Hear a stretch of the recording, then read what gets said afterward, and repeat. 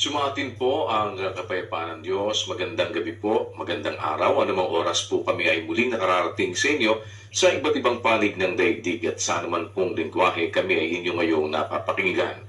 Welcome po sa ating ika-anim na araw ng pag-aaral ng mga doktrina ng ating pong Panginoong Jesucristo. Ngayong araw po na ito ng Lunes sa awa at sa tulong ng Panginoon. Kasama po ang ating mga kapatid sa Church of God International. Kami po ay muling nag-aanyaya sa inyo na samahan ninyo kami sa mga susunod na oras sa ating pong pagtunghay at pag-aaral at pagpapatuloy ng pagsusuri ng mga aral at katwiran na amin pong sinasampalatayanan. At ang ating po ngayong tinatalakay ay ang mga doktrina ng ating Panginoong Jesucristo. Narito po ang kapatid na Eli Soriano. Magandang araw po muli mga kababayan, anumang oras sa inyo. Tayo po ay magpatuloy dito sa ating pag-aaral ng doktrina ng Panginoong Yesus ukol sa may kinalaman sa pananalangin. Iniwan ko po sa inyo ang isang katanungang anong kabutihan ang nagagawa kung pakinggan ng Diyos ang panalangin ng isang ama, ina, anak. Kasi nakita natin yung aral ng Diyos para sa isang lalaking may asawa, sa kanyang asawang babae, at sa kanyang mga anak. Ano po ba ang nagagawa pagka ang isang sambahayan ay bumuti sa pamamagitan ng salita ng Diyos at pagka sila ay nananalangin sa Diyos? Ano po ang nagagawa noon? Basahin po natin ang Santiago, Kapitulo 5, ganito ang ating matutunghayan doon. Magpahayagan nga kayo sa isa't isa ng inyong mga kasalanan at ipanalangin ng isa't isa ang iba upang kayo'y magsigaling. Malaki ang nagagawa ng maningas na panalangin ng taong matuwid. Si Elias ay isang taong may pagkataong gaya rin ng atin at siya'y nanalangin ng buong ningas upang huwag umulan at hindi umulan sa lupa sa loob ng 3 taon at 6 na buwan. At muli siyang nanalangin at ang langit ay nagbigay ng ulan at ang lupa ay namunga ng kanyang bunga. Yan po ang pagtuturo ng bagong tipan. Ginagamit na halimbawa si Elias. Si Elias po ay isang propeta ng Diyos sa panahong ng matandang tipan. Nang makita ni Elias yung tao doon sa kanyang panahon na puro na lang masama ang ginagawa, wala na siyang makitang matuwid. Nanalangin po si Elias sa Diyos, sana wag umulan para itong mga taong itong masasama makapag-isip-isip sila sa kanilang kasamaan. Ang nangyari po, hindi umulan ng 3 taon at 6 na buwan, 42 buwan, hindi umulan. At nung manalangin siyang umulan, sakalang umulan.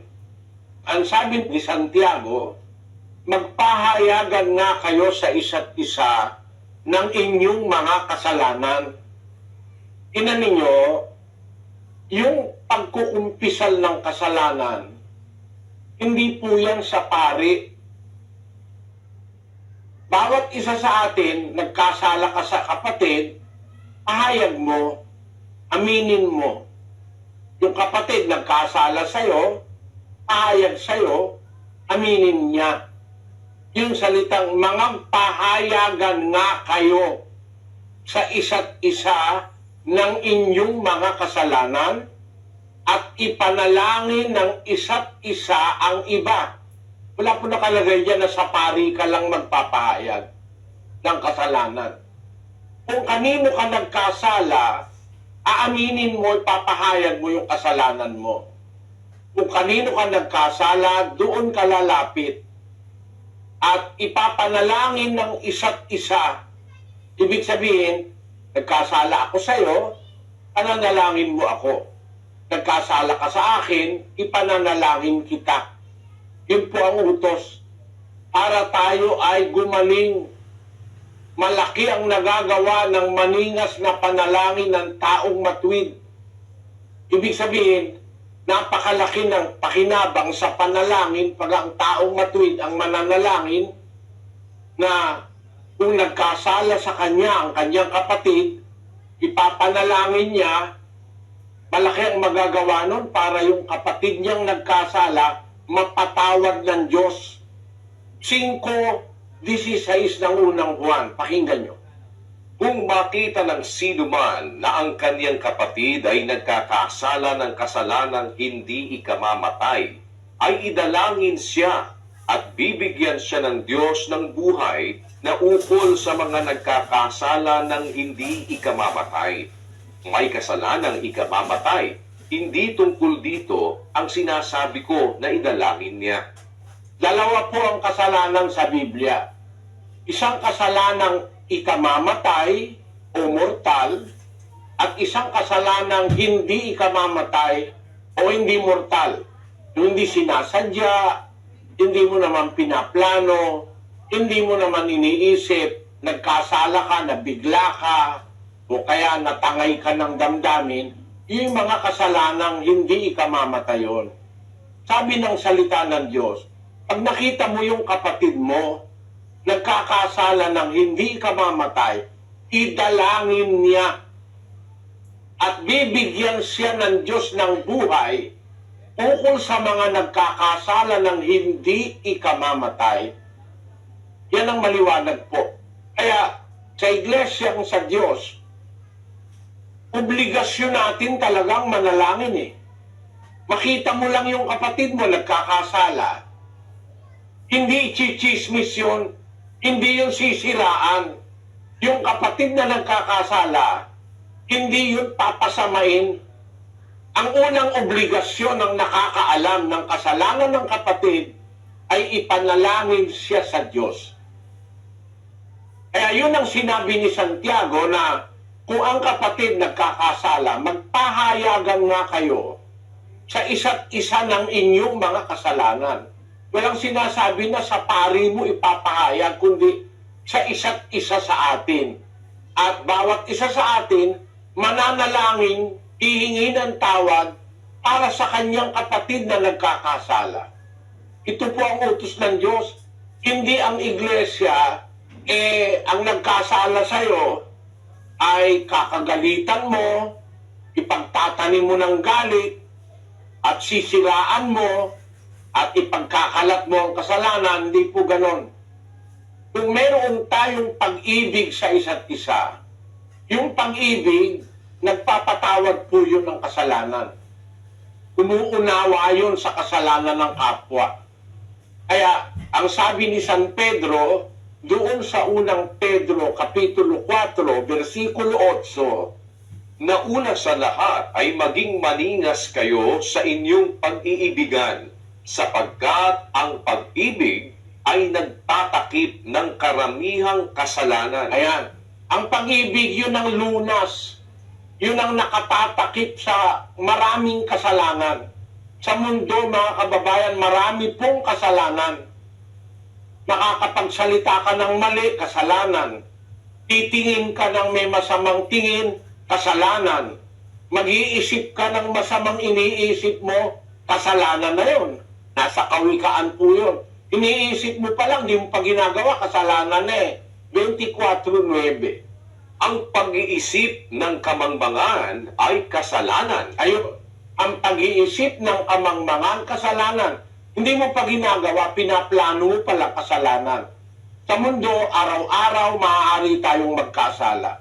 Pag nakikita natin ng isang kapatid sa iglesia, nagkakasala na ang kasalanan ay hindi naman ikamamatay, ang sabi sa Biblia, idalangin siya. At kung magkasala ka sa kapatid, ipahayag mo, aminin mo, tanggapin mo, humingi ka ng tawad, ipananalangin ka ng kapatid, ikaw naman nagkasala sa kapatid, ipahayag mo sa kanya, hindi sa pare. Unang-una kasi, ang umpisan hindi naman sa tao eh. No? Basahin natin ang 32 ng awit, versikulo 5. Aking kinilala ang aking kasalanan sa iyo, at ang aking kasamaan ay hindi ko ikinubli. Aking sinabi, aking ipahahayag ang aking pagsalangsang sa Panginoon at iyong ipinatawad ang kasamaan ng aking kasalanan. Ang pagkukumpisal, una-una sa Diyos, tapos lalapitan mo yung pinagkasalahan mo para mapatawad ka rin. Yun po ang nakasulat sa Biblia. Ang sabi diyan sa English, I acknowledge my sin unto thee, and mine iniquity have I not hid. I said, I will confess my transgressions unto the Lord, and thou forgavest the iniquity of my sin. ayun, sabi po ng Biblia, I will confess my transgressions unto the Lord, not to the priest, no. Ang sabi po sa Bisaya, giila ko ang akong sala, nganha kanimo. Ug wala ko tagoy ang akong kasalanan. Miingon ako, igasugid ko sa Ginoo ang akong mga kalapasan, ug imong ipasaylo ang pagkadautan sa akong sala. Maliwanag na sa Diyos natin sasabihin, unang-una, sa Kapampangan, ikilalanan ko'y kasalanan ko keka. Ingka na kung dewa ka na ikuseli ko. Sinabi ko, sa lesayan ko ing pamanalang sangkuk king Ginoo at pepatawad mo ing dewa kan ning kakong kasalanan. Sa Ilocano, binigbig ko, tibasul ko kengka. Petik inadakis ko, diyak inlinged. Inunak, ipudlok to dagiti kalunggasing ko ken apo. Ket sika pinakawan mo, ti kinasang ti basol ko. Maliwanag po ang sabi ng Biblia na ang kasalanan sa Diyos natin ikukumpisal. Ang sabi doon sa Kastila, que manifeste mi pecado, y no encubrí mi iniquidad. Dije, confesaré mis transgresiones al Señor, y tú perdonaste la culpa de mi pecado. Sa Portugués, confesei-te o meu pecado, y a minha iniquidade não encubre. Disse eu, confesaré ao Senhor as minhas transgressões, e tu perdoaste a culpa do meu pecado. Maliwanag po, ang kasalanan napapatawad dyan. Lalo na kung ang nagkasala umaamin sa kasalanan niya. Kung umaamin tayo. 28:13 ng Kawikaan. Siyang nagtatakip ng kaniyang mga pagsalangsang ay hindi giginhawa, ngunit ang nagpapahayag at nag-iiwan ng mga yaon ay magtatamo ng kaawaan. Ayon, ang sabi sa Bisaya, tagtong nagatabon sa iyang kalapasan, dili mo swag. Apan binsan kinsa nga nagasugid ug nagabiya kanila makadawat ug kaluoy. Sa Kapampangan, itang tatakap king sarili ng pamanalangsang eyami pala. Dapat ting mipapasyag at paimburis kareti magkamityang pakalulo sa Ilocano. I mga bong kadagitis kalunggasing na dinto lumang ay. Ngayon ti mangipudno ken mangbaybay ang kadakwaga marag at nanto ti kaasi. Maliwanag po yun mga kababayan, ano? Na yung nagpapahayag ng kasalanan niya, unang-una sa Diyos, ikalawa sa pinagkasalanan niya, papatawarin ng Diyos yun eh. Ang obligasyon nung pinagkasalahan at nung nakakaalam, ipapanalangin mo. Pag nakita mo ang kapatid mo, nagkakasala, pananalangin mo. Alam niyo, napakaganda nun mga kababayan, ano? Hindi mo siya kamag-anak. Hindi kanya kaano-ano. Nagkakilala lang kayo sa iglesia. Tapos merong tao ngayon, nagmamalasakit na ikaw mapatawad ng Diyos. Yung taong pinagkasalahan mo, inuutusan ng Diyos na ipanalangin ka. At kung ikaw naman ang magkasala, Inuutusan yung pinagkasalanan mo na ipanalangin ka, ganun din naman ikaw. Napakagandang diwa ng pagmamahala ng mga magkakapatid sa iglesia na hihingi tayo ng tawad, hindi lang para sa ating sarili, para doon sa nagkasala sa atin, hihingi natin ang patawad sa Diyos. Yun ang sinasabi ni Santiago. Magpahayagan kayo sa isa't isa ng inyong mga kasalanan. Ipanalangin ng isa't isa ang iba upang kayo'y magsigaling. Malaki ang nagagawa ng maningas na panalangin ng taong matuwid. Pag ang taong matuwid ang nananalangin, malaki ang nagagawa nito para dun sa taong kanyang ipinananalangin, mga kababayan. Kaya si Elias, pareho lang natin, tao rin siya, nagkakasala, meron din siyang mga kahinaan, pero ang sabi ni Santiago, siya isang taong may pagkataong gaya natin, pero nang manalangin siya ng buong ningas upang huwag umulan, hindi umulan sa lupa sa loob ng 3 taon at 6 na buwan. Kaya siya nanalangin huwag uulan, napakasama na ng tao sa kanyang henerasyon. Basahin natin ang pruweba sa Lucas 4:25. Datapwat katotohanan sinasabi ko sa inyo, maraming mga baong babae sa Israel ng mga araw ni Elias, nang sarhan ang langit sa loob ng 3 taon at 6 na buwan, noong datna ng malaking kagutom ang buong sangkalupaan. At sa kanino man sa kanila ay hindi sinugo si Elias, kundi sa Sarepta, sa lupa ng Sidon, sa isang babaeng bao. Tignan ninyo, sa dami-dami ng mga tao noon, sa isang babaeng bao lang sinugo si Elias. Noong panahon ni Elias na nagkagutom ang mga taga roon sa lugar na yon sa Israel. Nagkagutom sila, 3 taon kalahati, walang ulan. Pero may isang nakita ang Diyos sa panahon na yon. Iisa lang, isipin nyo. Napakaraming tao, isa lang ang nakita ng Diyos na umaalaala sa kanya. Doon niya sinugo si Elias. Tuloy natin sa 27.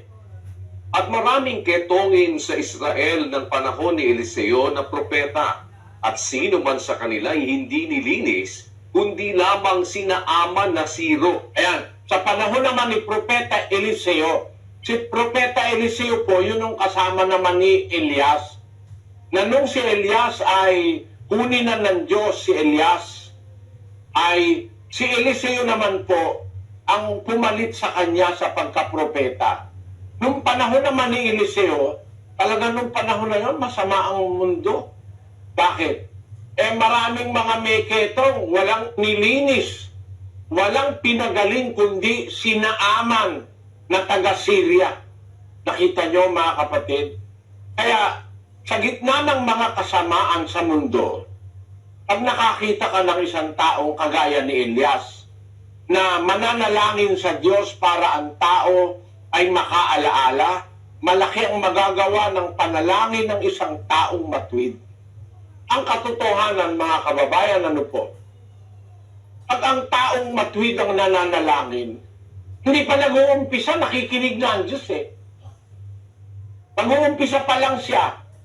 No? Bago pa lang siya mag-umpisang manalangin, basahin natin ang 65:24 ng Isaias. At mangyayari na bago sila magsitawag, sasagot ako. At samantalang sila'y nagsasalita, aking didinggin. O hindi ka pa tapos eh. Nagsasalita ka pa lang, didinggin na. Pangako po ito ng Diyos na mabait. Kung tayo'y susunod, bago sila ang wika magsitawag, sasagot ako. Paano ka ngayon, kapatid? Mananalangin ng ulit-ulit na ikaw ay magro-rosaryo pa. Umpisa ka pa lang tumawag, nagsasalita ka pa lang, sasagot na ang Diyos eh. Paano kailang ulitin mo ng ulitin? Kaya ang sabi po ni Kristo, hindi po ako nang-aatake, no? Ikinukonsider natin yung turo ng Diyos sa Biblia sa 7 ni Mateo. Pakinggan nyo.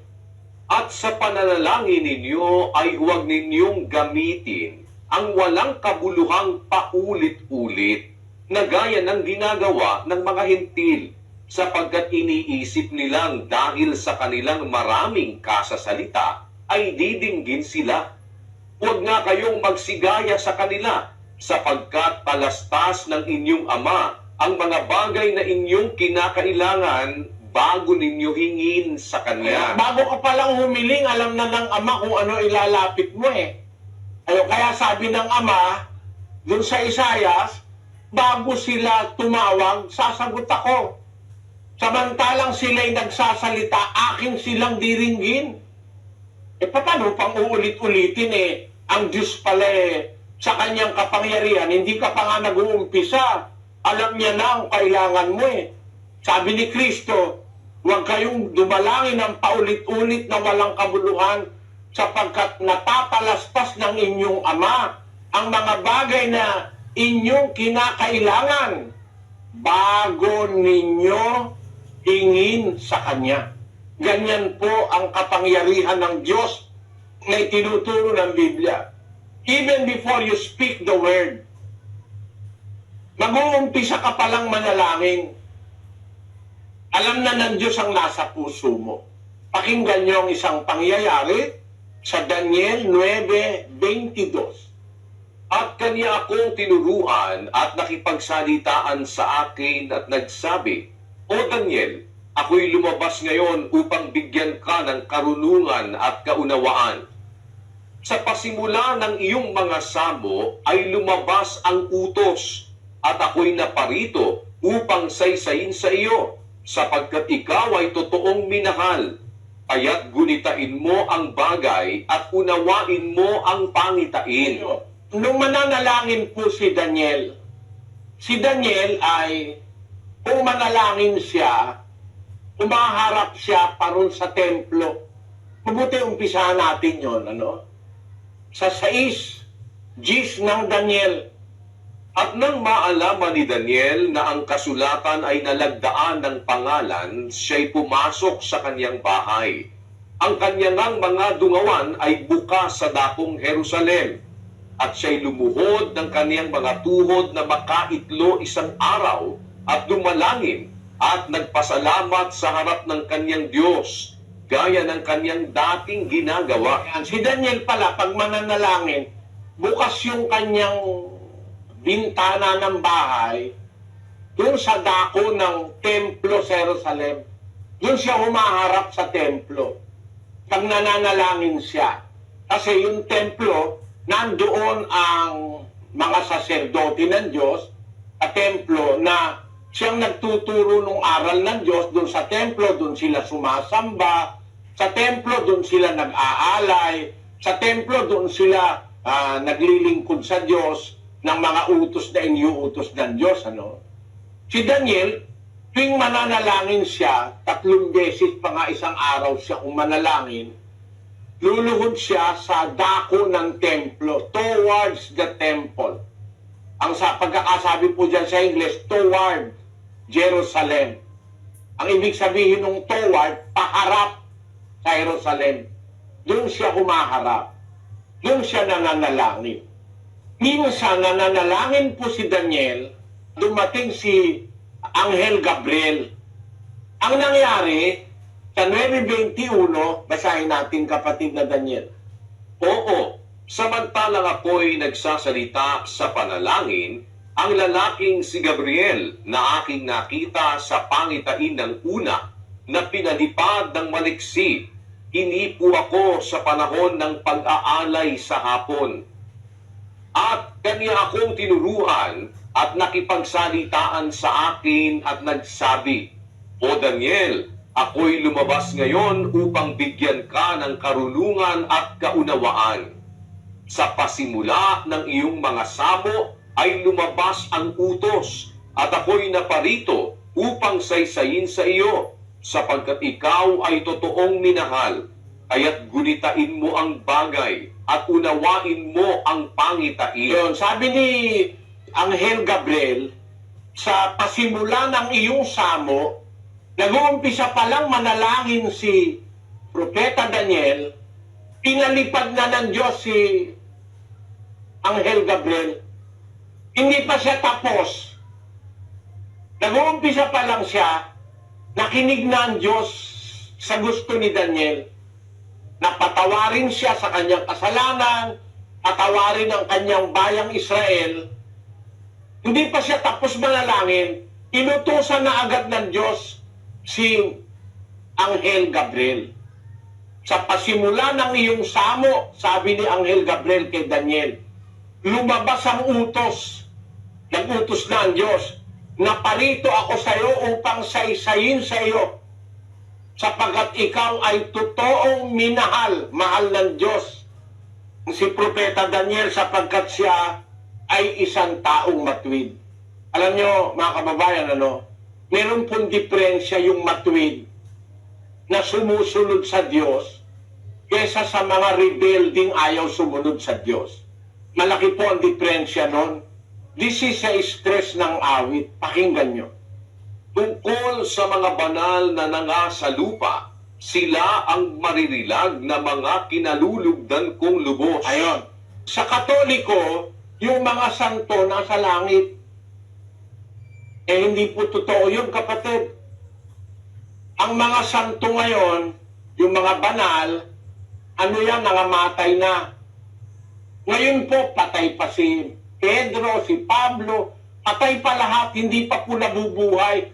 Kasi ang sabi, basahin natin sa 4:16 ng unang Tesalonika.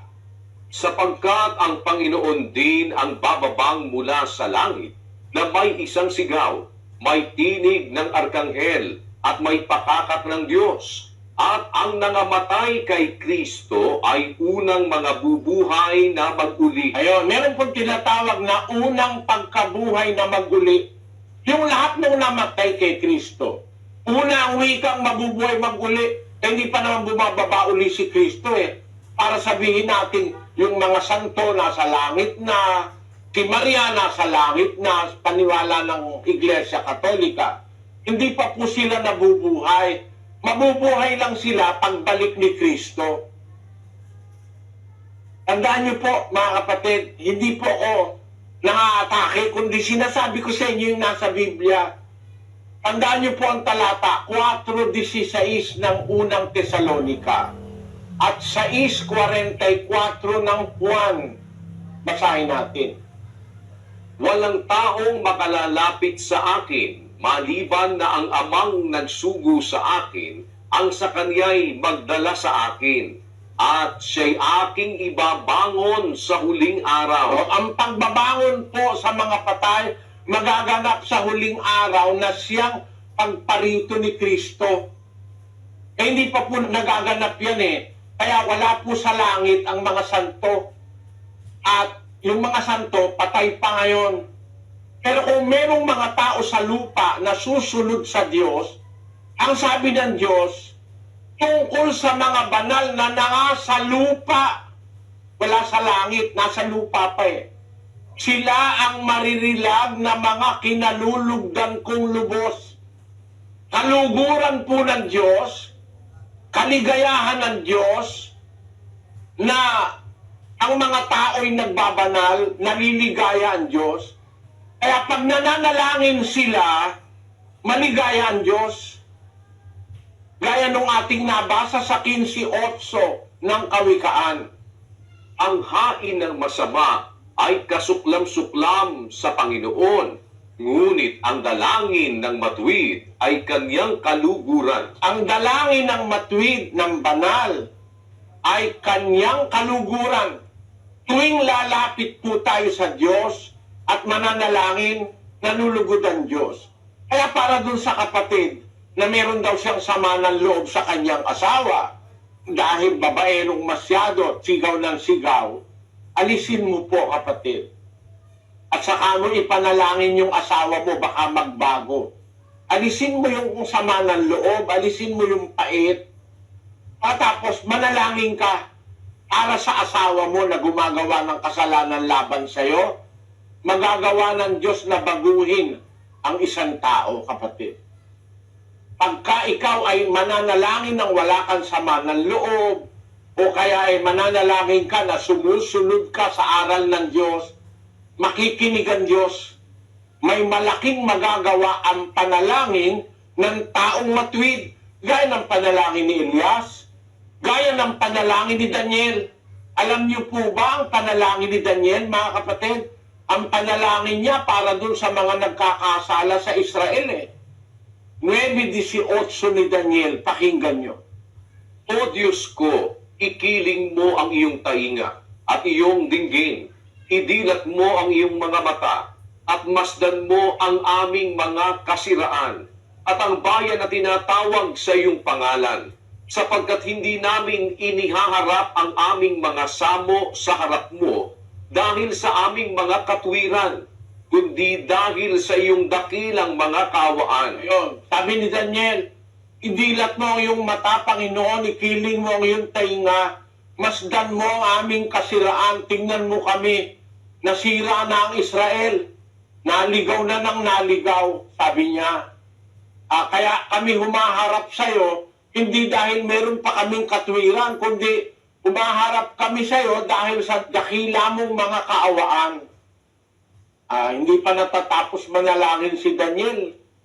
Dumating na si Anghel Gabriel, sabi ng Diyos, sa umpisa ng iyong samo, inutusan na ako ng Diyos, lumabas ang utos, at ako'y lumipad na maliksi.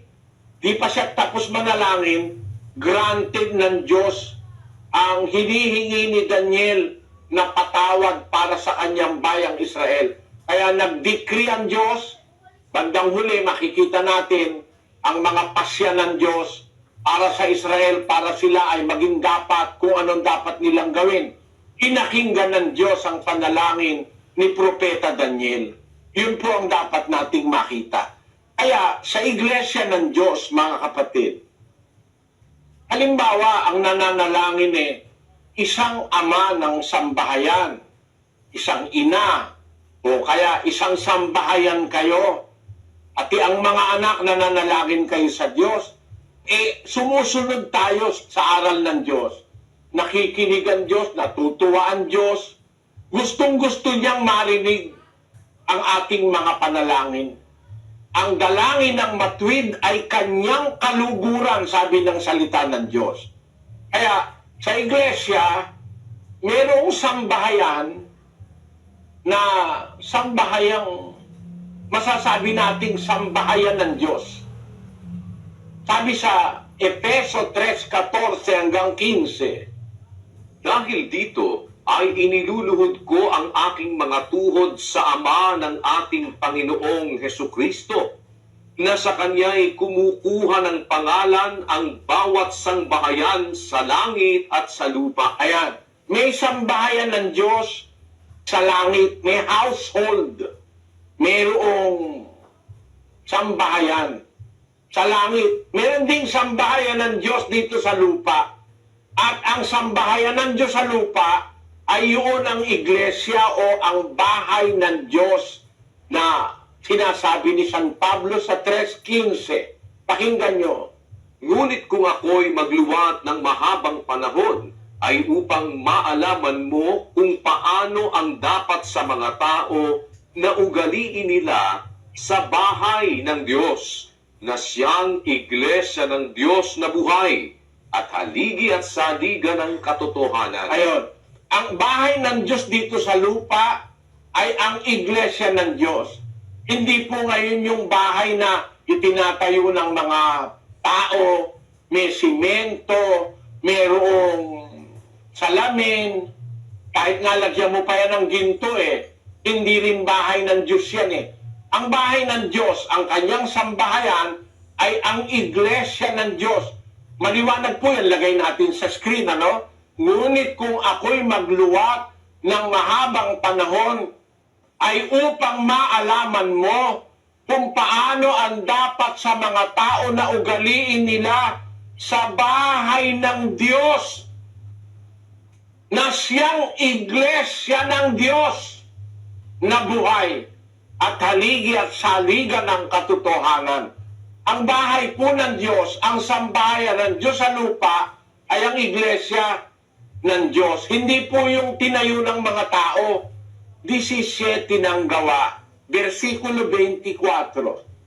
Ang Diyos na gumawa ng sanglibutan at ng lahat ng mga bagay na naririto, siya palibhasay Panginoon ng langit at ng lupa, ay hindi tumatahan sa mga templong ginawa ng mga kamay. Ayon, ang Diyos ng langit at ng lupa na makapangyarihang gumawa ng lahat ng mga bagay, hindi tumatahan sa mga templong ginawa ng mga kamay.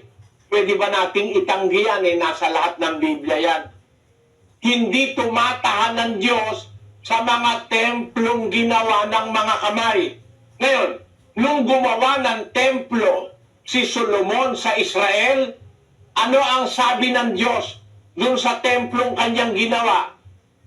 Yun ba, tatahanan ba ng Diyos yun? Basahin natin ang Isaiah 56:7. Sila ay dadalhin ko sa aking banal na bundok at papagkakatuwain ko sila sa aking bahay na dalanginan. Ang kanilang mga handog na susunugin at ang kanilang mga hain ay tatanggapin sa aking dambana, sapagkat ang aking bahay ay tatawaging bahay na panalanginan para sa lahat ng mga bayan. Yung itinayo ni Solomon na bahay na pinakatemplo sa Israel, sabi ng Diyos, tatawagin niyang bahay na panalanginan. Bahay panalanginan, hindi bahay na doon titira ang Diyos. Kasi ang sabi ni San Pablo, ang Diyos na gumawa ng lahat ng bagay, ng langit, ng lupa, hindi tumatahan sa templong ginawa ng mga kamay. Ang bahay ng Diyos sa lupa, yun po ang iglesia. Ang bahay ng Diyos na siyang iglesia. Kaya ang sabi ni Pablo sa mga taga-Korinto, sa iglesia sa Korinto, sa 3 ng unang Korinto, ganito po ang nakasulat sa 16.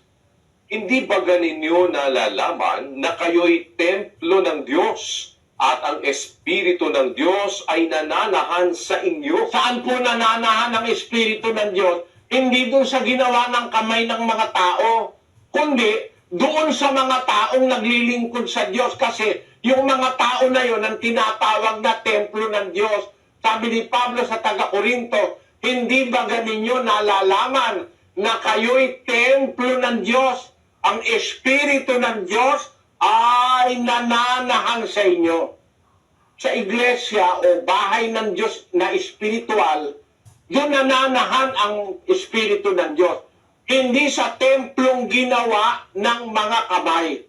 Kaya ang itatawag doon sa templong ginawa ni Solomon, bahay panalanginan. Ngayon, kung ang iglesia ngayon ay bahay ng Diyos, dapat din pong matupad sa atin na kung bahay tayo ng Diyos, ang iglesia ay bahay panalanginan. Kaya ang iglesia ay isang samahan ng mga taong laging mapanalanginin. Prayerful people. No? Isang bayang laging nananalangin sa Diyos. Kaya sa inyo pong kaalaman, mga kapatid, sa iglesia ng Diyos, 24 oras nananalangin sa iba't ibang mga dako. Kung gusto nyong sumabay, pwede nyong tanungin ng manggagawa. Halimbawa, nasa trabaho ka, hindi ka nakasabay sa panalangin ng oras na alas 3, alas 4, alas 5. Pwedeng paglabas mo, meron pa rin panalangin sa iba't ibang lugar po. Meron tayong panalanginan sa iba't ibang lugar ng mundo. Kasi ang lahat ng miyembro sa iglesia, bago matulog, ang kagising, meron tayong tungkuling manalangin o magdasal. Ang bahay na itinayo ni Solomon sa Israel, tinatawag bahay panalanginan. Tinawag ng Diyos, house of prayer. Kung ang iglesia sa panahong ito ay bahay ng Diyos, gaya nung nabasa natin, dapat makita rin ang iglesia na isang bahay ng pananalangin. Kaya tayo po, may hourly prayer tayo sa Diyos, pero yung mga iba't ibang lugar, hindi naman po paulit-ulit na ulit-ulit, kundi yung hindi nakasama sa panalangin sa isang lugar, pwedeng sumama dun sa ibang lugar sa pamamagitan ng cellphone, ng computer, ng internet, nakakapanalangin po tayo sa Diyos. No? Naririnig lagi ng Diyos, nalulugod ang Diyos sa panalangin ng mga taong matuwid ayon sa Biblia. Yung bahay ng Diyos na siyang iglesia ng Diyos, bahay panalanginan yon. At kaya ang Diyos ay nakikinig sa panalangin ng mga nasa bahay ng Diyos kasi ang nangunguna sa bahay ng Diyos o ng iglesia ng Diyos ay si Kristo. 3:6 ng Ebreo. Pakinggan nyo. Datapwat si Kristo, gaya ng anak, ay puno sa bahay niya. Si Kristo, gaya ng anak, ay puno sa bahay niya. Sa bahay ng Diyos. Basahin natin ang Gis 21. At yamang may isang dakilang saserdote na pangulo sa bahay ng Diyos. May dakilang saserdote tayo, si Kristo, na puno o pangulo sa bahay ng Diyos. Uulitin ko lang, alin yung bahay ng Diyos na doon pangulo at dakilang saserdote si Kristo? Alin yung bahay ng Diyos? 3:15. Sabihin nyo makulit, mga kapatid, ano? Mabuti ng makulit, aral ng Diyos ang kinukulit nating salitain sa inyo. Kasi tao lang tayo nakakalimot. Ang Diyos hindi natin dapat kulitin. Pero kayo kukulitin ko. Ang bahay ng Diyos, mga kapatid, ay ang iglesia ng Diyos. 3:15 ng unang Timoteo. Ngunit kung ako'y magluwat ng mahabang panahon, ay upang maalaman mo kung paano ang dapat sa mga tao na ugaliin nila sa bahay ng Diyos, na siyang iglesia ng Diyos na buhay at haligi at saliga ng katotohanan. Ang bahay ng Diyos sa ating panahon ay ang iglesia ng Diyos. Hindi literal na bahay na ginawa sa simento, kahoy, hindi po. Kundi, ang bahay ng Diyos ngayon ay yung iglesia ng Diyos. Na sa loob ng iglesia na bahay ng Diyos, dapat makita ng Diyos na tayo'y mapanalanginin. Natuto tayo ng tamang pananalangin sa Diyos. Kung paano tayo papakinggan ng Diyos sa ating panalangin, paano tayo dapat manalangin, no? At sa ating pananalangin, meron tayong sinusunod na disiplina. Iba po yung doktrina kaysa sa disiplina. Ang doktrina, panalangin. Doktrina yon. Meron naman pong disiplina. Meron kasing nagtanong, ba't kailangan pang humarap sa kung saan direksyon? No? Tingnan ninyo, kung ikaw mananalangin sa Katoliko, saan ka ba nakaharap? Sa altar. Pwede may direksyon ka rin hinaharap sa altar. Kaya, lalabas kanya-kanyang harap. Pero kami, gusto po naming magawa ang pananalangin sa Diyos na may kaayusan. Hindi kagaya nito, papakita ko sa inyo. Kaya ito mga nananalangin ito, may nakaluhod ng kapiraso, may nakaupo, meron namang nakasalampak sa sahig. May kaayusan ba yan? Utos ng Diyos na gagawin natin ang kanyang utos, may kaayusan. 14:40 ng unang Korinto.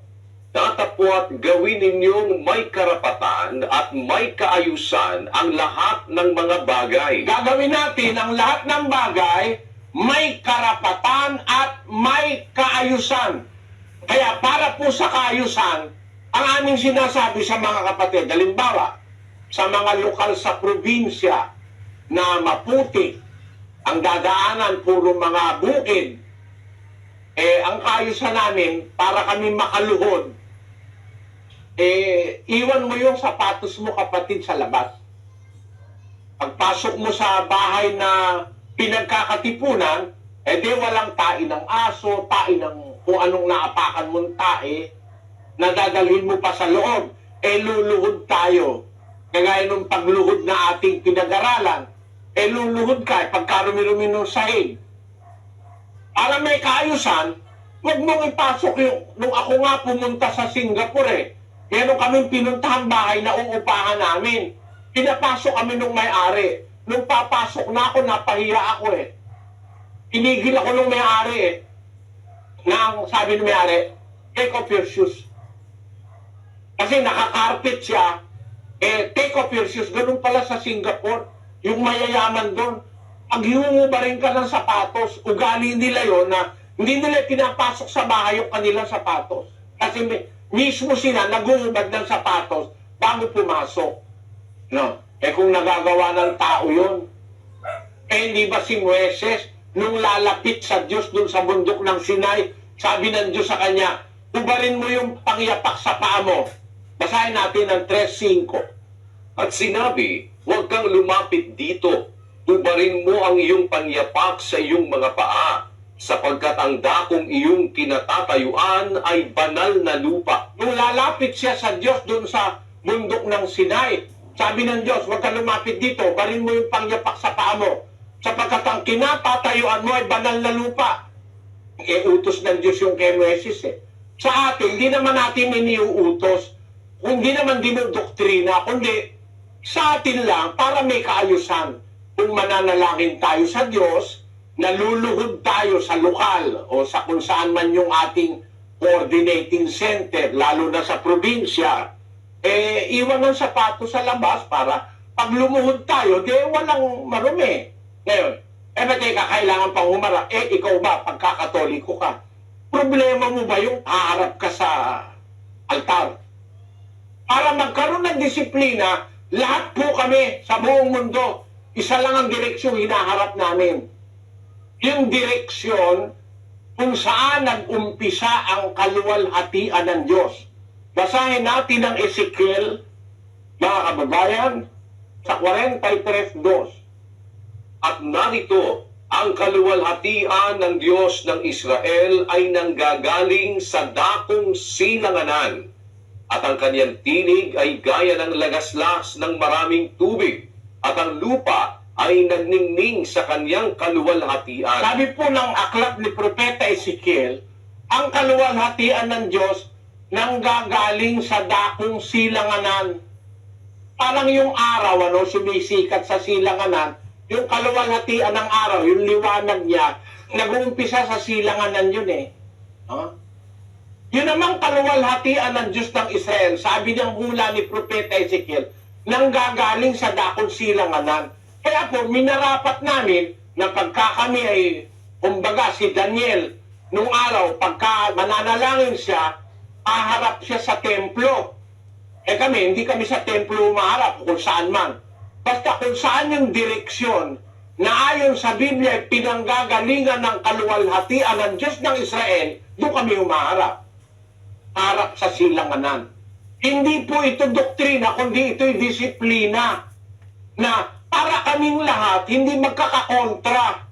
Nasa Naga ka, nasa Pilipinas ka, nasa Luzon ka, nasa Bisaya ka, kung saan ka man naroon, nasa Hawaii ka, nasa Saipan ka, nasa Hong Kong ka, nasa South America ka, nasa Amerika ka, nasa Canada ka, kahit saan ka pa naroon sa mundo, nakaharap kami doon sa source ng kaluwalhatian ng Diyos ng Israel, at yun po ay ang dakong silanganan. Wala namang masama ron. Bakit ang Katoliko, pag humarap sa altar, di naman namin pinupuna. Pag humarap ang Iglesia ni Cristo sa pulpito, di naman namin pinupuna.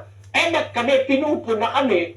Paghaharap kami sa silanganan, may batayan naman kami sa Biblia.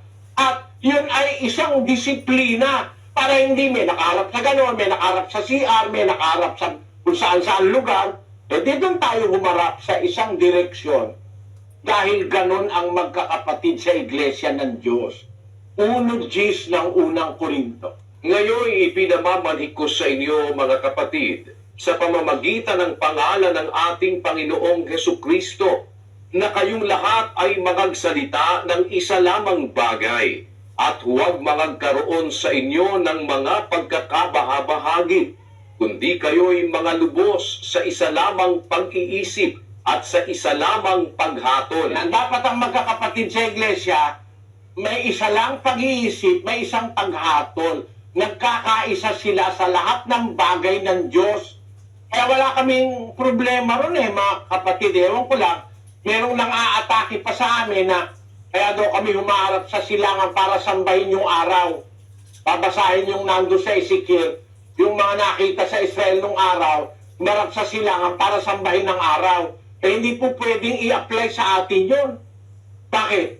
Hindi naman tayo humaharap sa silangan para sambahin ng araw No?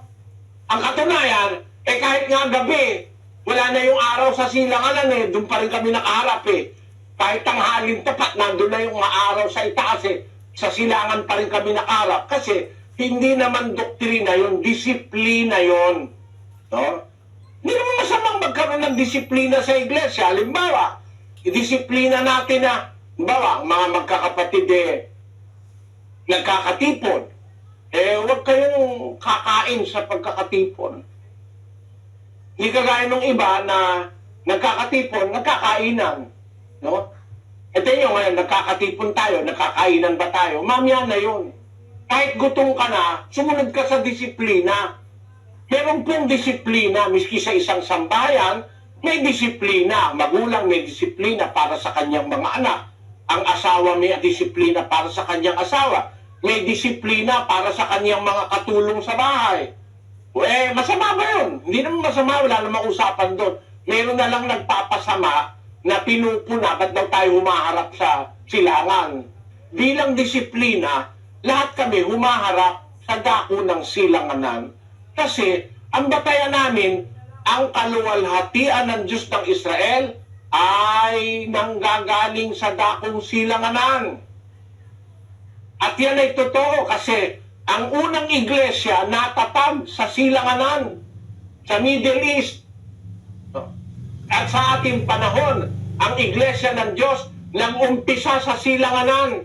Sa panahong ito, ang gawain ito, ang samahan ito, nag-umpisa sa Pilipinas. Basahin natin ang Zacarias 8:7.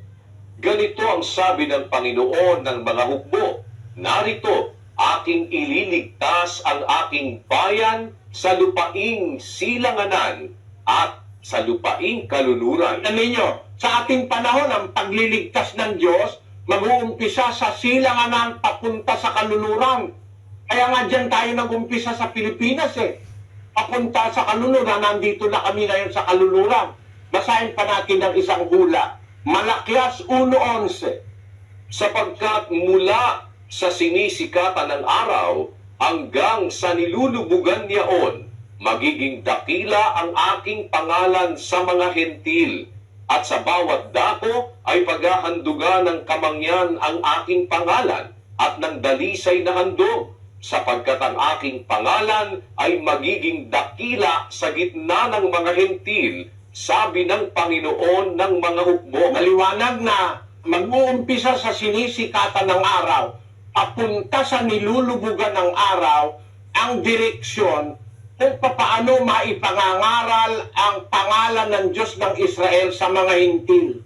Magiging dakila ang wika ang aking pangalan sa gitna ng mga hintil, mula sa silangan hanggang sa nilulubugan ng araw. Kaya po, ang panahong ito, sa panahon natin, ang gawain ng Diyos nag-umpisa dyan sa silanganan, sa Pilipinas, papunta sa kaluluran. Ito lang naman ang iglesyang nandito sa kaluluran ng galing sa silanganan Ang lahat ng iglesia rito galing sa Amerika Africa. Walang galing sa silanganan. Ang iglesia lang ng Diyos ang nakarating sa Amerika, nakarating sa Brazil, sa Argentina, sa Uruguay, sa South America. Ang kaisa-isang iglesyang nang galing sa silanganan papuntang kaluluran ay ang samahang ito.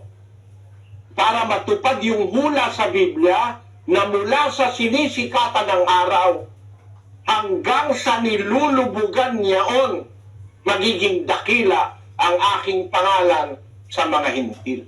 Natupad po yung hula na yon sa samahang ito. Nag-umpisa kami diyan sa Silanganan, nakarating kami hanggang sa kalunuran, pati yung mga dinaanan, kagaya sa India, sa Africa, sa Saudi Arabia, sa Qatar, sa Dubai, kung sa ano-anong mga diyan sa Middle East, nakatayo na diyan ang samahang ito sa iba't ibang dakong dinadaanan papunta sa kalunuran.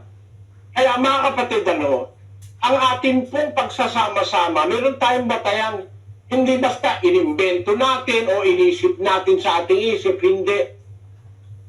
Meron tayong batayan anumang ating ginagawa, pati yung pagharap sa silanganan, disiplina yon. Sapagkat kaya natin piniling humarap sa silanganan nag-uumpisa ang kaluwalhatian ng galing ang kaluwalhatian ng Diyos ng Israel, gaya ng sinasabi sa Biblia. Pag naintindihan natin ang lahat ng bagay na ito ngayon, babalikan ko po kayo, mga kapatid, Nakita nyo, dapat pag mananalangin, malinis ang puso, malinis ang dila.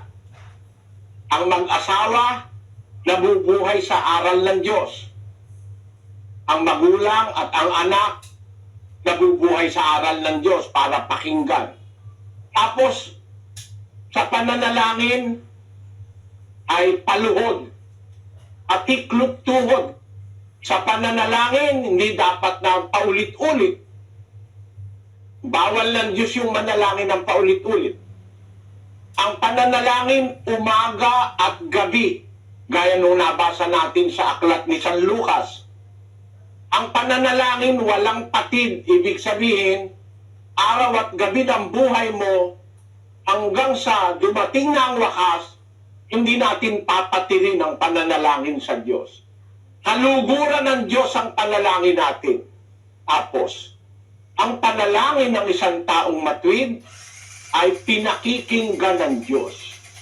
Ano ang nagagawang buti nito sa atin, mga kapatid? Unang-una, napapatawad ang ating kasalanan pag nananalangin tayo. Lalo na pag tayo pong lahat sabay-sabay na nananalangin, pakakatiyak tayo, nakikinig ang Diyos 7:14 ng ikalawang kronika. Kung ang aking bayan na tinatawag sa pamamagitan ng aking pangalan ay magpakumbaba at dumalangin at hanapin ang aking mukha at talikuran ang kanilang masamang mga lakad, akin ngang didinggin sa langit at ipatatawad ko ang kanilang kasalanan at pagagalingin ko ang kanilang lupain. Nakita niyo, mga kapatid, pangako ng Diyos yun Pag yung bayan niya na tinatawag sa kanyang pangalan, Iglesia ng Diyos, magpapakumbaba, dadalangin, hahanapin ang aking mukha, talikuran ng kanilang masamang mga lakad, akin ngang diringgin sa langit. Ipatatawad ko ang kanilang kasalanan, pagagalingin ko ang kanilang lupain. Napakaliwanag. Nangangako ang Diyos ng pagpapatawad at ng pagpapagaling. Alam niyo, mga kapatid, karanasan na po namin sa Iglesia ng Diyos. Napakahalaga ng panalangin sa aming buhay. Kasi marami ng mga karanasan kami, mga kapatid sa Iglesia. Meron po tayong kapilyang tawid noong 1942-43. May kapilyang tawid sa Pasay. Yan po sa Pasay City. Nagkakatipon yung mga kapatid. Nataon, nagkaroon ng, ang tawag doon, A-raid. Panahon ng Hapon. Nagbomba ang Hapon. Binomba ng binomba yung lugar doon. Ang nakakamangha, maraming natamaan ng shrapnel, yung bang sumasabog ang bomba, yung mga bakal na nakakasugat, nakakamatay.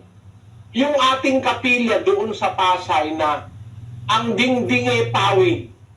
Dingding pawid, Meron siguro mga 50 kapatid, kinukwento sa akin ng aking nanay, walang tinamaan kahit isa. Isang pagkakataon, nagsona yung hapon dun sa lugar ni kapatid na Aryong. Sinona, lahat ng lalaki, tinitingnan kung sino yung mga tinatawag na makapili at kanilang pinaparusahan.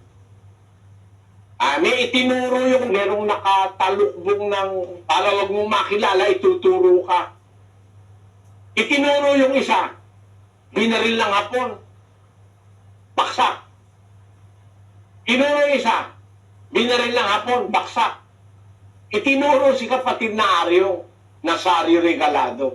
Binaril ng hapon, di pumutok. Itinuro yung kasunod, binaril ng hapon, pumutok. Alam mo, hindi binaril si kapatid na Aryong, hindi binaril uli. Siguro nag-iba isip nung hapon. Bakit? Nung barilin niya yung tao, kapatid natin yun hindi pumutok yung baril. Mga karanasan po na nung oras na yun, nananalangin si kapatid na Aryong, maawa ka po, sabi niya. Binaril siya, hindi pumutok yung baril. Maaring sabihin na parang kamangha-mangha, nagagawa po kasi ng Diyos yun, mga kababayan. Gaya ng sabi ko sa inyo, sinandwich kami ng 2 truck. Nayupi yung una at saka yung likod ng aking sasakyang kotse. Nayupi. Nabasag lahat ng salamin. Yung apo ko, si Bage, nandun kami sa gitna. Nakahiga siya sa aking kandungan dahil bata pa si Bage noon, siguro mga 4 na taon. Nung sumigaw akong Panginoon ko, matutusok na ako ng bakal na nanggagaling dun sa likod ng kotse, yung Mustang Tumigil yung bakal At nabasag lahat ng salamin pero wala kaming galos kahit ano. Sasabi natin na nakikinig talaga ang Diyos. Pagka nagigipit ka, tumatawag ka, makikinig ang Diyos. Merong mangyayaring hindi kayang magawa ng tao, marami pong mga pagkakataon sa buhay natin, mga kababayan. Meron pong dumadating na tiempo, hindi tayo kaya ng tulungan pa ng isang tao. Awa, nanay mo, wala naman ang nanay mo. O kaya, tatay mo, wala naman. O asawa mo, wala naman. Naroon ka sa tiempo ng kagipitan, ang tatawagan mo ang Diyos. Sa mga tempong yon, napakahalaga ng tulong ng Diyos, mga kapatid, sa pananalangin. Kaya halimbawa, kahit galit ka sa asawa mo, gusto mo pakinggan ka ng Diyos, kalimutan mo na muna ang galit mo sa asawa mo. Pero mga tao, kaya naman nakakagawa ng mali, hindi naman niya alam na yung ginagawa niya ay mali. Hindi niya narinig. Hindi niya napag-aralan. Walang nagturo sa kanya. Napapatawad naman ng Diyos yun. Kaya, para magbago asawa mo, siguro alisin mo yung galit mo, matuto kang sumunod sa Diyos, saka ka manalangin. At pag pinakinggan ka ng Diyos, makita mo yung asawa mo, magbabago yan. Meron tayong kapatid dito pinakulong na ng tatay niya Binugbog na Iniwan na nung asawa, hindi mapagbago Yung makarinig ng aral, nagbago, tontuwa yung tatay niya Pumunta sa akin, niyakap ako Kapatid na Eli, problema ko ikaw yung aking anak.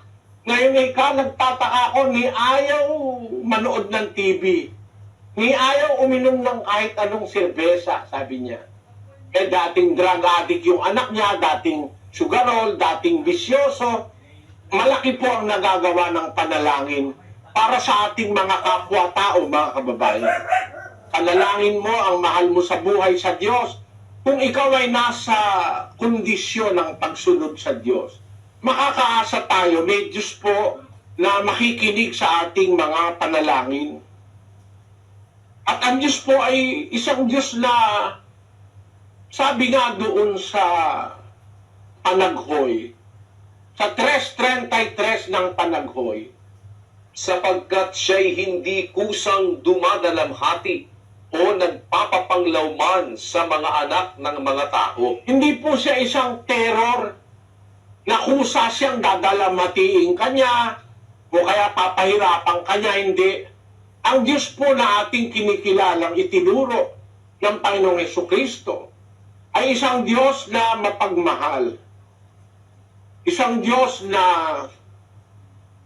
maunawain na kung ikaw ay susunod, hindi ka pa po nag-uumpisang manalangin, ano na siya?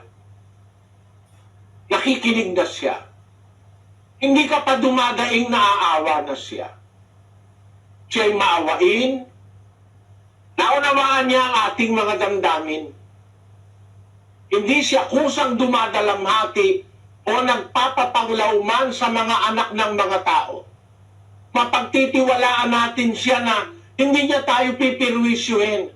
Kung minsan, kaya lang tayo nagkakaroon ng mga problema dahil na rin sa ating mga ginagawang kamalian. Yun ang sinasabi dyan din sa Panagui, sa Kapitulo 3 pa rin. Bakit dumadaing ang taong may buhay, ang tao dahil sa parusa sa kaniyang mga kasalanan? Bakit ang tao dumadaing?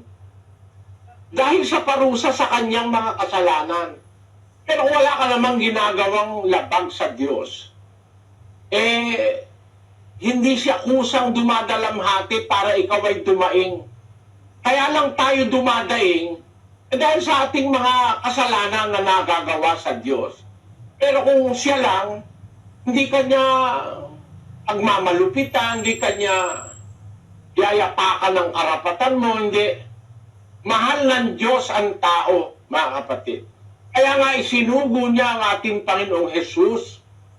Gayon na lamang ang pagsinta ng Diyos sa sanlibutan. Ibinigay niya ang kanyang bugtong na anak upang ang sino mang sa kanya'y sumampalataya ay huwag mapahamak kundi magkaroon ng buhay na walang hanggan. Sa pagmamahal niya sa atin, yung kanya mismong anak ang nagdusa. Inampalasan ng mga tao at ipinako sa krus, namatay para sa ating mga kasalanan. Yan po ang pagmamahal ng Diyos sa atin, yung anak niya ang pinagdusa niya.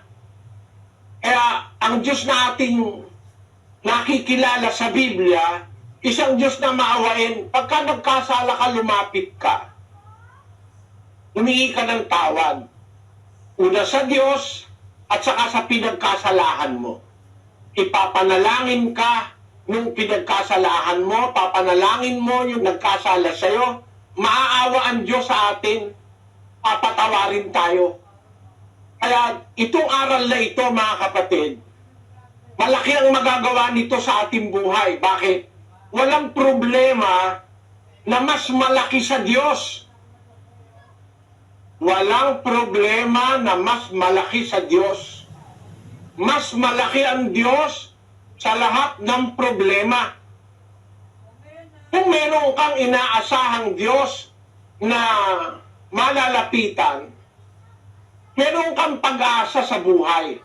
Yung nasa 13:5 ng Ebreo, pakinggan niyo mga kapatid. Manginag kayo sa pag-ibig sa salapi, mangagkasya kayo sa inyong tinatangkilik, sapagkat siya rin ang nagsabi, sa anumang paraan ay hindi kita papagkukulangin, sa anumang paraan ni hindi kita pababayaan. Tingnan niyo ang pangako ng Diyos. Kaya ang sabi ng salita ng Diyos, mangilag kayo sa pag-ibig sa salapi, yung pang-aangkin, pagnanakaw, panggagansyo, panglalamang sa kapwa. Magkasya kayo sa inyong mga tinatangkilik. Magkasya ka kung ano nasa iyo. Bakit? Minsan kasi, wala tayong contentment, mga kapatid. Gusto natin masarap. Wala naman tayo. Di magkasya ka sa tuyo. Sabi nga ng Tagalog, pag maliit ang kumot, magtiis kang mamaluktot.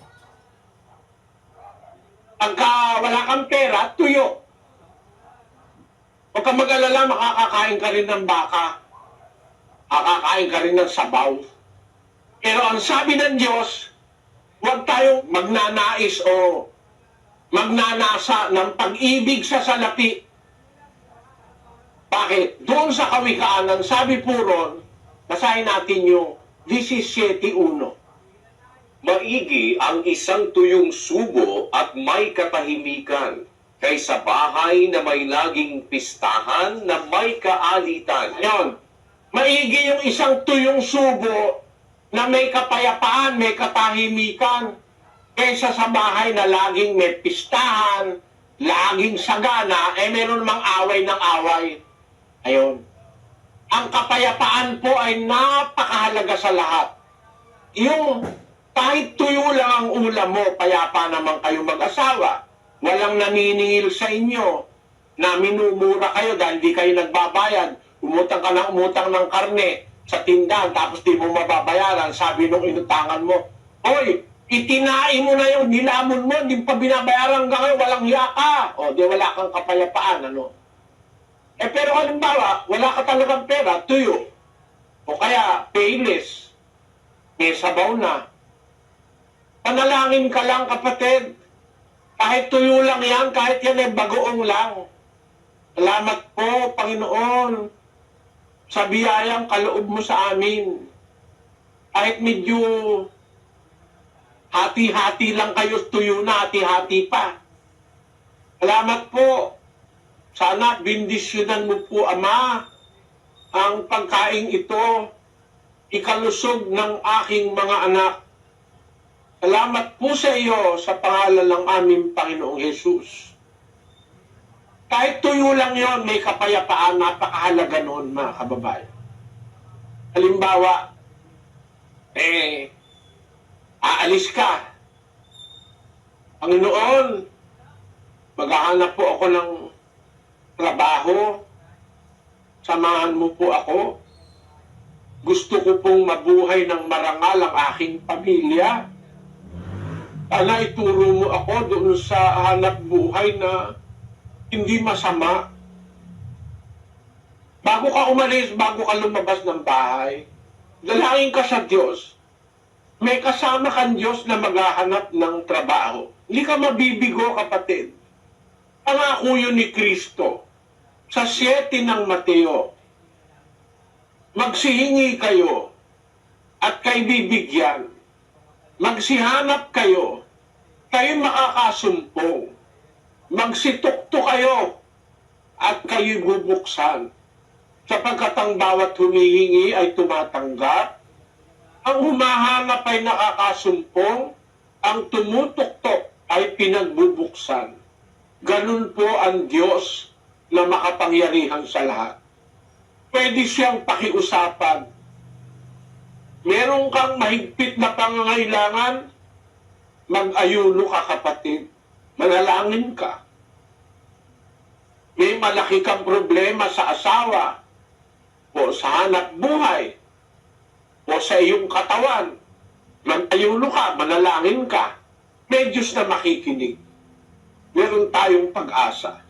Ang isang lingkod po ng Diyos hindi nawawala ng pag-asa. Kung halimbawa wala ng taong tutulong sa iyo, meron pang isang natitira. Meron pang isang Diyos na mas nakakaunawa ng lahat ng bagay kaysa sa kanino man tao. Huwag tayong mag-atubili pag meron tayong gustong malutas na suliranin, meron tayong problema, meron tayong kahirapang dinaraanan sa buhay, lumapit tayo sa Diyos. At meron pong Diyos na nakikinig ng panalangin kung susunod tayo sa kanyang mga kautusan. Wala pong bagay na mahirap para sa Diyos. Wala pong problema na mas malaki kaysa sa Diyos. Malaki ang Diyos kaysa lahat ng problema. Magtiwala lang po tayo. Humingi tayong may pananampalataya. Walang pag-aalinlangan. Basahin natin ang Santiago 1:6. Ganito po ang sabi ng kasulatan. Ngunit humingi siyang may pananampalataya na walang anumang pag-aalinlangan, sapagkat yaong nag-aalinlangan ay katulad ng isang alon ng dagat na itinutulak ng hangin at ipinapadpad sa magkabi-kabila. Sapagkat huwag isipin ng taong yaon na siya'y tatanggap ng anumang bagay sa Panginoon. Humingi tayo, manalangin tayo na walang pag-aalinlangan. Humingi siyang may pananampalataya na walang anumang pag-aalinlangan. Sapagkat yaong nag-aalinlangan ay katulad ng isang alon ng dagat na itinutulak ng hangin, ipinapagpad sa magkabi-kabila. Huwag isipin ng taong yaon na siya'y tatanggap ng anumang bagay sa Panginoon. Para tayo makatanggap ng bagay na ating kinakailangan, humingi tayong may pananampalataya at may pagtitiwala sa Diyos. Magagawa po ng Diyos ang hindi magagawa ng tao.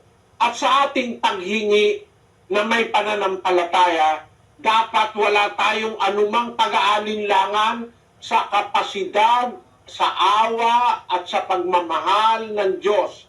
Hihingi lang tayo. 4:6 ng Pilipos. Pakinggan nyo. Huwag kayong mga balisa sa anumang bagay, kundi sa lahat ng mga bagay sa pamamagitan ng panalangin at daing na may pagpapasalamat ay ipakilala ninyo ang inyong mga kahilingan sa Diyos. At ang kapayapaan ng Diyos na di masayod ng pag-iisip ay mag-iingat ng inyong mga puso at ng inyong mga pag-iisip kay Kristo Jesus. Nakita nyo ang garantiya ng salita ng Diyos, mga kapatid? Huwag kayo ikang mabalisa sa anumang bagay. Marami pong nakakabalisa sa atin. Minsan, pambayad lang sa Meralco, nababalisa ka. Mapuputulan ka ng kuryente. Minsan, pambayad sa tubig, nababalisa ka. Ang matrikula ng anak, nababalisa ka. Minsan, yung kakainin mo bukas, problema mo yun. Pagka mahirap ka. Minsan, yung pag-aaral mo, kukuha ka ng test, matatapos ka na, nababalisa ka dahil pagsaka. Ang sabi ng salita ng Diyos, huwag kayong mabalisa sa anumang bagay, kundi sa lahat ng bagay, sa pamamagitan ng panalangin at daing na may pagpapasalamat, ipakilala ninyo ang inyong mga kahilingan sa Diyos. At ang kapayapaan ng Diyos, yun po ang napakahalaga sa lahat, sa buhay, mga kapatid. Yung kapayapaan ng Diyos. Yung wala kang masyadong karga, na kung minsan may mga tao, nagpapakamatay pag hindi na nila kaya yung daladala nila. Minsan mga tao nagda-drug addict na, pagka yung kanilang problema hindi na nila kaya. Sa Kristiyano, hindi po yun ang lunas, mga kapatid. Sa Kristiyano, ang lunas, yung panalangin at mga daing na may pagpapasalamat. Huwag kang mabalisa. May Diyos. Meron siyang magagawa. Meron siyang naitutulong. Sa pamamagitan ng wika ng panalangin at daing na may pagpapasalamat, ipakilala ninyo ang inyong mga kahilingan sa Diyos. At ang kapayapaan ng Diyos na hindi masayod ng pag-iisip ay mag-iingat sa inyong mga puso at sa inyong pag-iisip kay Kristo Jesus. Kita nyo? Yung kapayapaan, lalo na pagka ikaw ay matanda na. Naramdaman ko po yung halaga ng kapayapaan ng Diyos na marami kang alalahanin, marami kang ikinukonsider sa buhay. Pero kung meron kang nadadaingan Diyos, iba po yung meron kang Diyos, mga kapatid, na kinikilala. Meron kang Diyos na pinaglilingkuran. malalapitan mo sa panahon ng pangangailangan gaya nung sinasabi sa Ebreo. Magsilapit nga tayong may pagkakatiwala sa luklukan ng biyaya upang tayo magsipagtamo ng awa at makasumpong ng biyaya upang tumulong sa atin sa panahon ng pangangailangan. Mga kababayan, mga kapatid, darating ang araw, kakailanganin natin ng Diyos. Merong mga panahon, kailangan natin ng asawa, ang kaibigan, ang anak, ang magulang, kailangan natin. Meron darating panahon, kailangan natin ng Diyos. Ang sabi ng salita ng Diyos, magsilapit tayong may tiwala, may pananampalataya, sa luklukan ng awa, upang tayo'y magsipagtamo ng awa at makasumpong ng biyaya upang tumulong sa atin sa panahon ng pangangailangan. Ayan po, dadating ang panahon, mangangailangan tayo ng Diyos sa ating buhay, paggipit na tayo. Halimbawa babagsak na aeroplano, kaya naramdaman ko po yung kasi babagsak na yung aeroplano Yung pala, binangga kami ng mga buwitring pagkalalaki. Sumabog yung makina ng eroplano. Pagkatapos, ayaw bumaba ng eroplano namin, kaya pala ganon, hindi pala basta bababa ang eroplano pag ganon. Uubusin muna yung gasolina, kaya nagpapaikot-ikot yung eroplano. Inuubos yung gasolina. Kasi pag bumaba kami at saka kami sumadsad, magliliyab kami. Pagbaba namin sa eroplano, napakaraming mga ambulansya, mga bumbero, ang dami nakahilera dun sa bababaan ng eroplano. Yung pala, expected nila, babagsak na kami. O kaya baka sumabog kami. Nung nandun kami sa loob ng eroplano, Panginoon ko, sabi ko, maawa ka po. Nananalangin akong mag-isa. Yung mga tao, ewan ko lang kung anong ginagawa nila, pero maingay sila. Ako nananalangin ako. Maawa ka po. Pero kung ito na po ang katapusan ko, pakiingatan mo po ang mga maiiwan ko sa buhay. Yun ang daig ko sa Diyos. Pero awa ng Diyos, nakababa pa kami. Kasi dito sa Brazil, hindi ka pwedeng hindi mag-i-aeroplano. Ang lalayo po ng pinupuntahan namin. Pag hindi ka mag-i-aeroplano, 25 oras ka magbibiyahe. Minsan, 3 araw ka magbibiyahe bago ka makarating. Doon sa may Amazona, bago ka makarating doon, 3 araw na biyahe. Pag hindi ka mag-i-aeroplano, mahirap. Kung may karanasan ako sa aeroplano, dyan sa Pilipinas, pumunta kami ng Davao, yung mga stewardess gumapang sa aeroplano dahil nakasalubong kami ng napakalalim, bumaba kami ng napakalalim, na hulog kami. Hindi naman kami natuloy-tuloy, awa ng Diyos. Kaya mula noon, takot ako talaga sa aeroplano. Pagdating ko rito, nasalubong ko na naman yan. Kalilipad-lipad pa lang ng aeroplano namin, hindi pa kami nakakalayo. Sinalubong kami ng mga buitre. Pero sa mga ganong panahon, walang makakatulong sa iyo rin. Nandun ka sa ibabaw Pagbaksak mo, sabog ka na. Doon sa mga ganong panahon na kailangan natin ng tulong at awa ng Diyos. Karanasan na po yun, mga kababayan. Kaya ako sinasabi sa inyo, para maintindihan nyo gaano kahalaga yung doktrina ng Diyos sa pananalangin. Napakalaking bagay po nun. Hindi yun mabibili ng pera. Pagka may Diyos na nakikinig, nananalangin ka na may tiwala, ipagkakaloob sa'yo. Lalo na kung ipamamagitan mo, hihilingin mo sa pangalan ng Panginoong Hesukristo. Basahin natin ang 16:23 ng Juan. At sa araw na yaon ay hindi na kayo magtatanong sa akin ng anumang tanong. Katotohanan, katotohanan sinasabi ko sa inyo, kung kayo'y hihingi ng anuman sa Ama, ay ibibigay niya sa inyo sa aking pangalan. Ayon, kung hihingi tayo ng anuman sa Ama, ay ibibigay niya sa inyo sa aking pangalan, sabi niya. Kaya ang ating panalangin, isinasara natin sa hinihingi po namin sa iyo, Ama, sa pangalan ng aming Panginoong Hesukristo, sa pangalan ng iyong anak. Inihiling namin at pinasasalamatan sa pangalan ng aming Panginoong Hesus.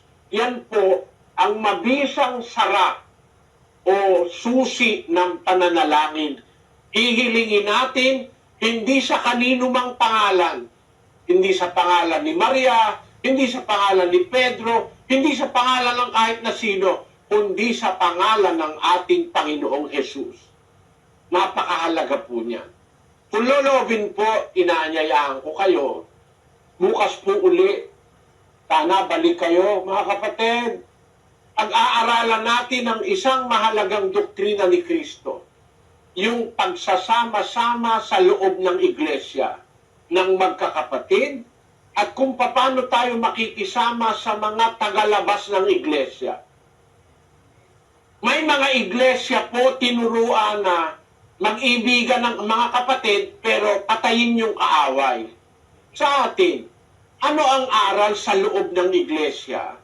At ano naman ang aral na ipakikisama natin sa labas? Aasahan namin kayo, mga kababayan.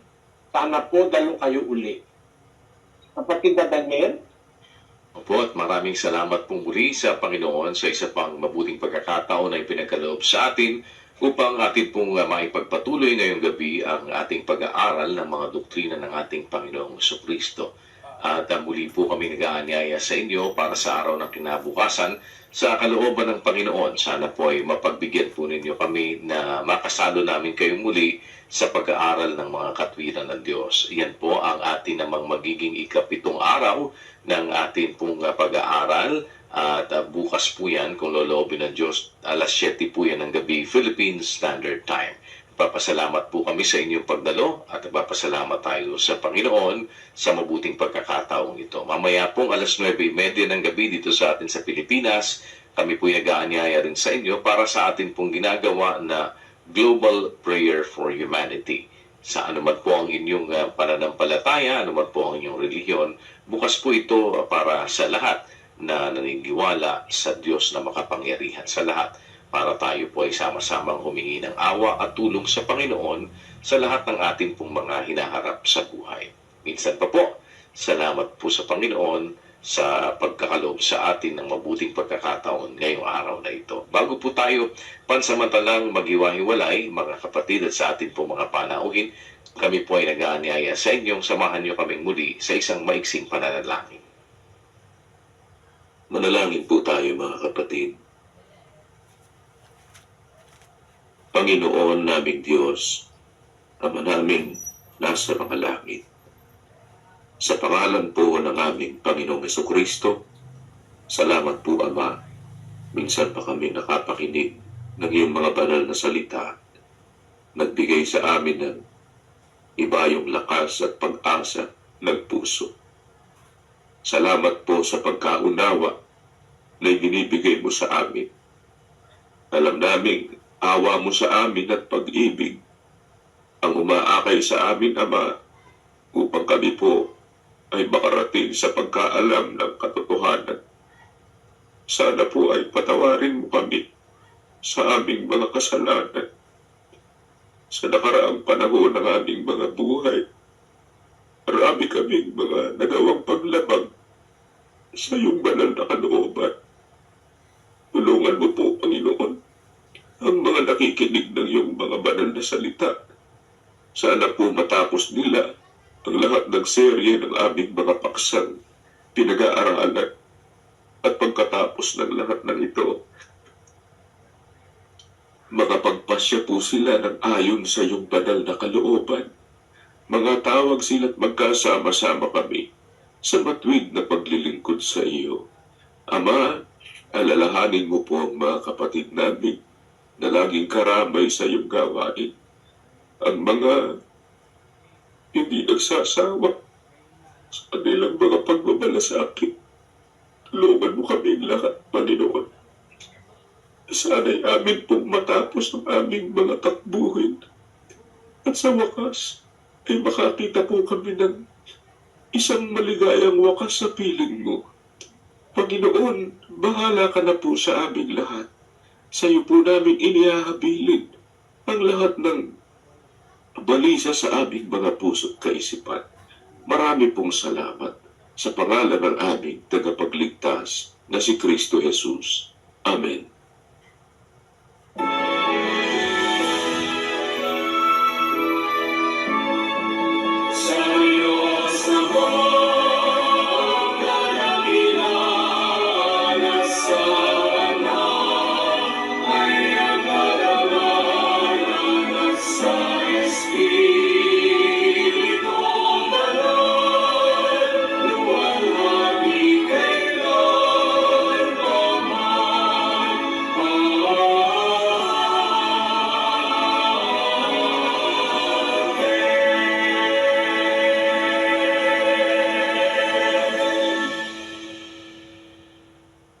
Ang walang hanggang pag-ibig ng ating Diyos amang nasa mga langit, ang biyaya ng pagliligtas at pagpapagaling ng ating Panginoong Hesukristo, at ang pakikipisan ng Santong Espiritu, sinawang maghari sa ating mga puso, magpakailan-kailanman.